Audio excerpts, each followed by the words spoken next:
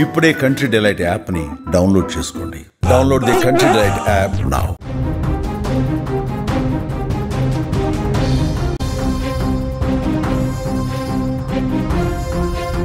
Big breaking news చూస్తున్నాం. దేశంలో మరొక సంచలన ఘటన చోటు చేసుకుంది. మేఘాలయ హనీమూన్ తరహాలో మరో హత్య జరిగింది. పెళ్లైన 45 రోజులకే భర్తను లేపేసింది భార్య. ఆమె 55 ఏళ్ల మామ కోసమే భర్తను హత్య చేసింది. పెళ్లికి ముందు నుంచి మామతో ప్రేమలో ఉంది.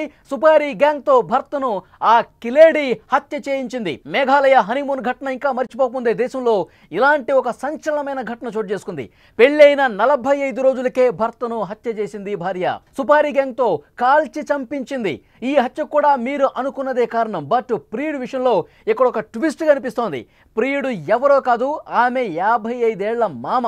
ఎస్, మామ మీద ప్రేమ పెంచుకుంది, మామే కావాలనుకుంది, మామను పెళ్లి చేసుకోవాలనుకుంది. ఇప్పుడు 45 రోజులైన ఆమెకు పెళ్ళై భర్తను సుపారీ గ్యాంగ్కు చెప్పి లేపించేసింది. చాలా అంటే చాలా దారుణంగా ఈ కిలాడి లేడీ చంపించినటువంటి పరిస్థితి ఉంది. బీహార్లోని ఔరంగాబాద్లో ఈ ఘటన చోటు చేసుకుంది. ముఖ్యంగా ఆ భర్తని చాలా తెలివిగా చంపించింది. సుపారీ గ్యాంగ్కి డబ్బులు ఇచ్చి అతను ఏ ప్లేస్లో ఉన్నాడు, ప్రస్తుతం ఎక్కడి నుంచి వస్తున్నాడు, బీహార్లోని ఔరంగాబాద్లో ఈ ఘటన జరిగింది. 20 ఏళ్ల గుంజాదేవికి ఆమె మామతో పెళ్లికి ముందు నుంచి అఫైర్ ఉంది.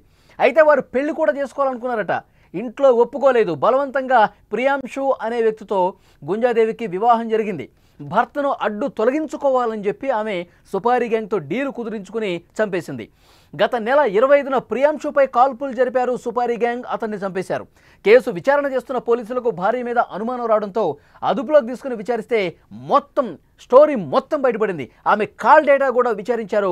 మామతో ఎన్నిసార్లు మాట్లాడింది, ఏం మాట్లాడింది, ఎలా సుపారీ గ్యాంగ్తో డీల్ కుదుర్చుకున్నారు, సుపారీ గ్యాంగ్కి ఎంత డబ్బులు ఇచ్చారు, ఎలా చంపాలి, తన భర్త ఏ రోజు ఏ టైంలో ఎక్కడున్నాడు, ఈ డీటెయిల్స్ అన్ని కూడా సుపారీ గ్యాంగ్కి ఎప్పటికప్పుడు చేరవేస్తూ చాలా దారుణంగా చంపించినటువంటి పరిస్థితి.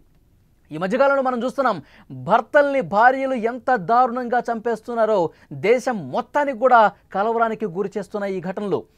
మెడలో 3 ముళ్ళు వేసి 7 అడుగులు వేయాలంటే యువత చచ్చిపోతున్నారు. మాకు వద్దు బాబోయ్, ఈ పెళ్లి మాకు వద్దు అంటూ పెళ్లి కాని వాళ్ళందరూ కూడా యువకులు ఇప్పుడు పెళ్ళంటేనే భయపడుతున్నటువంటి పరిస్థితి ఉంది. మాకు అసలు పెళ్ళే వద్దు, లైఫ్ లాంగ్ మేము బ్యాచులర్స్గా ఉండిపోతామని కొంతమంది చెప్తా ఉన్నారంటే దేశంలో ఈ మధ్యకాలంలో వరుసగా ఒకదాని తర్వాత ఒకటి ఈ విధంగా ఇలాంటి ఘటనలు జరుగుతూనే ఉన్నాయి. మేఘాలయ హనీమూన్ మర్డర్ ఎంత దారుణంగా జరిగింది. పెళ్ళైన అసలు 4 రోజులు కూడా కాలేదు, హనీమూన్కి వెళ్దామండి, అక్కడ పూజలు చేయాలి, పూజలు చేసిన తర్వాతే నా ఒంటి మీద చేయి వేయాలి అని ఒక రిస్ట్రిక్షన్ పెట్టి ఎక్కడో దూరంగా తీసుకుపోయి హనీమూన్ అని పేరు చెప్పి అక్కడ సుపారీ గ్యాంగ్కి డబ్బులు ఇచ్చి ఎంత దారుణంగా పీక మీద కత్తి పెట్టి కోసి చంపేసి ఒక లోయలో పడేసి రాజా రఘువంశీ అనే వ్యక్తిని ఎంత దారుణంగా సోనం చంపించిందో దేశం మొత్తం కూడా షాక్ అయిపోయింది. నీకు పెళ్లి ఇష్టం లేనప్పుడు అసలు ఎందుకు చేసుకున్నావు? అమాయకులు ప్రాణాలు తీసే హక్కు నీకు ఎవరిచ్చారు? చాలా దారుణం. అంటే అమ్మాయిల మనసు, అమ్మాయిల మైండ్ సెట్ ఎంత సైకోగా మారిపోతుంది, ఎంత వికృత మనస్తత్వానికి దారితీస్తూ ఉన్నారు. నీకు పెళ్లి ఇష్టం లేకపోతే చేసుకోకూడదు, అంతేగాని ఈ విధంగా దారుణంగా చంపేస్తారా?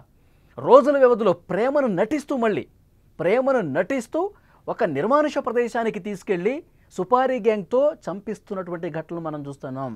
మొన్న మధ్య కర్నూలులో, గద్వాల్లో ఏం జరిగింది? తేజేశ్వర్ని ఎంత దారుణంగా చంపేశారు. ఐశ్వర్య తిరుమలరావు కలిసి తేజేశ్వర్ అనే వ్యక్తిని ఎంత దారుణంగా చంపేశారో మనందరికీ తెలుసు.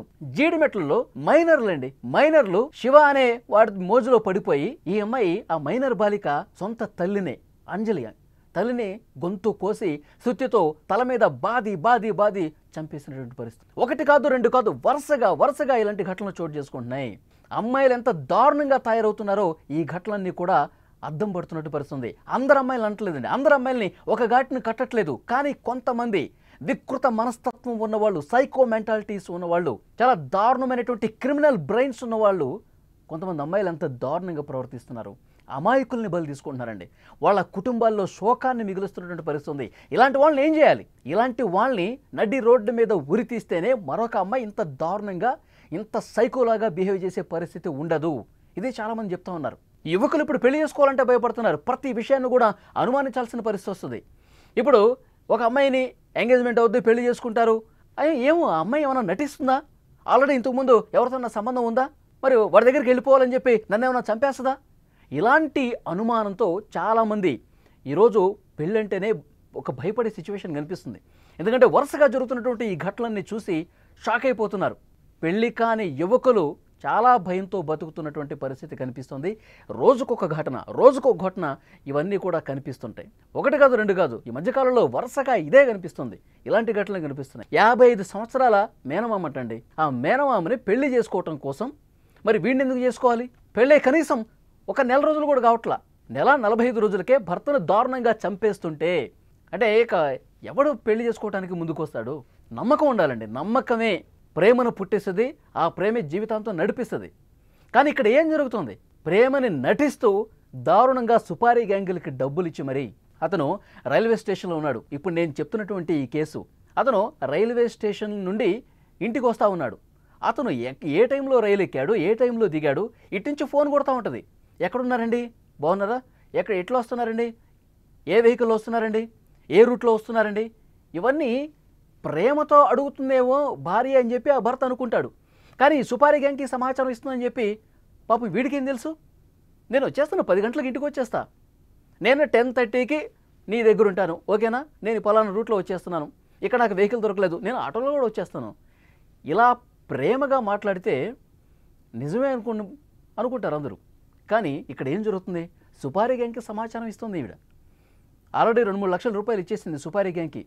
వాళ్ళు గన్నులు చేతిలో పట్టుకుని రెడీగా ఉన్నారు. కాల్ చేశారు, చంపేశారు. ఆ తర్వాత పోలీసులు చాలా లేటుగా తెలిసింది. ఎవరో దారిని పోయే దోపిడీ దొంగలు ఏమన్నా కాల్ చేశారేమని అనుకున్నారు. కానీ కట్ చేస్తే సీన్ ఏం జరిగింది? పోలీసుల ఇన్వెస్టిగేషన్లో ఆమె ఎవరెవరితో మాట్లాడింది? మామకి 100 సార్లు ఫోన్ చేసిందంట. ఏదైతే మామ మీద మనసు పెంచుకుందో, ప్రేమ పెంచుకుందో, అతనికి 55 సంవత్సరాలు. పాపం ఈ చనిపోయిన అతను 25 ఏళ్ళు. యువకుడిని పక్కన పెట్టేసి మామతో ప్రేమ ఉంది కదా అని చెప్పి ఆయనతో జీవితం గడపాలని చెప్పి వీడిని చాలా అంటే చాలా దారుణంగా నమ్మించి ప్రేమిస్తున్నట్టు నటించి చంపేసినటువంటి పరిస్థితి ఉంది. ఆ కుటుంబం పూర్తిగా ఎంత విషాదంలో కూరుకుపోతుందండి. వాడు కూడా అసలు ఎంత జీవితం మీద ఎన్ని ఆశలు పెట్టుకుని ఉంటాడు. పెళ్ళైన తర్వాత నా జీవితం ఈ విధంగా ఉండాలి, నా భార్యతో నేను ఈ విధంగా ఉండాలి, నా కెరీర్ని ఈ విధంగా బిల్డ్ చేసుకోవాలని అనుకుంటారు కదా. ఆశలన్నీ కూడా పూర్తిగా అడియాశలు చేస్తూ పూర్తిగా నమ్మి నట్టేట ముంచేసినటువంటి పరిస్థితి ఉంది. కుటుంబాలు కూడా ఒకసారి ఆలోచించాలి. కుటుంబ పెద్దలు కూడా నాకు ఈ పెళ్లి ఇష్టం లేదన్నప్పుడు ఎందుకు చేస్తున్నారు, ఎందుకు బలవంత పెడుతున్నారు? అసలు పెళ్లి చేయకండి. వేరే వాళ్ళ జీవితాలని పూర్తిగా కూలదీసేటటువంటి పరిస్థితి కనిపిస్తోంది. ఇలాంటి చర్యలు అనేవి కుటుంబ పెద్దలు కూడా కారణం అవుతూ ఉన్నారు. వాళ్ళకి ఇష్టం లేని పెళ్లి చేయటం వల్ల వీళ్ళు వదిలేసిపోవట్లా, బయటికి చంపించేస్తున్నారు. ఎంత క్రిమినల్ సైకో బిహేవియర్స్ కలిగి ఉన్నారు కొంతమంది అమ్మాయిలు. అందుకే ఇలాంటి ఘటనలు జరుగుతూ ఉన్నాయి. మేఘాలయ హనీమూన్ ఘటన మరొకముందే ఇలాంటి సంచలనమైన ఘటనలు కనిపిస్తూ ఉన్నాయి. పెళ్ళైన 45 రోజులకే ఈ కేసులో భర్తను చంపించేసింది సుపారీ గ్యాంగ్కి డబ్బులు ఇచ్చి. కాబట్టి ఇలాంటివి రెగ్యులర్గా జరుగుతున్నాయి. కాబట్టి చాలా సీరియస్గా, స్ట్రిక్ట్గా, కఠినమైనటువంటి చర్యలు తీసుకుంటేనే ఇవి ఆగుతాయి.